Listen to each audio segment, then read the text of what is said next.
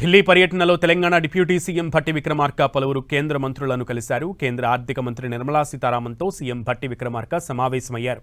రాష్ట్రాభివృద్ధి, విద్యా మౌలిక వసతులు, మూలధన వ్యయాలకు సంబంధించిన కీలక అంశాలపై ఈ సమావేశంలో చర్చించారు. SASCI కింద తెలంగాణకు అదనంగా 5,000 కోట్ల ప్రత్యేక ఆర్థిక సహాయాన్ని మంజూరు చేయాలని భట్టి కోరారు.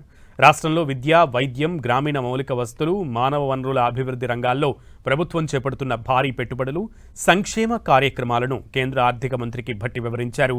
Young India integrated residential schools సహా విద్యారంగంలో చేపడుతున్న భారీ పెట్టుబడులకు సంబంధించి డిపార్ట్మెంట్ ఆఫ్ ఎకనామిక్ అఫైర్స్ ఆమోదించిన విదేశీ ద్రవ్య సహకార ప్రాజెక్టులకు FRMB పరిమితుల నుంచి మినహాయింపు ఇవ్వాలని కేంద్ర మంత్రి నిర్మలా సీతారామన్కు భట్టి విక్రమార్క విజ్ఞప్తి చేశారు.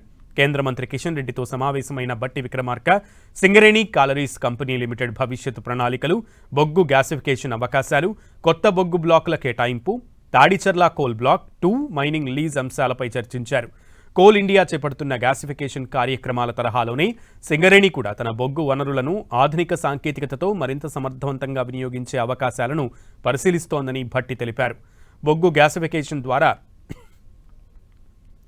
బొగ్గు వనరులకు అదనపు విలువ కల్పించడంతో పాటు ఇంధన భద్రత, పారిశ్రామిక వినియోగాలు, ఉపాధి అవకాశాలు మరింత పెరుగుతాయని అన్నారు. ఇందుకు అవసరమైన సాంకేతిక మార్గదర్శకత్వం, విధానపరమైన సహకారం, కేంద్ర పథకాల అనుసంధానంలో బొగ్గు మంత్రిత్వ శాఖ సహకారం అందించాలని భట్టి కోరారు.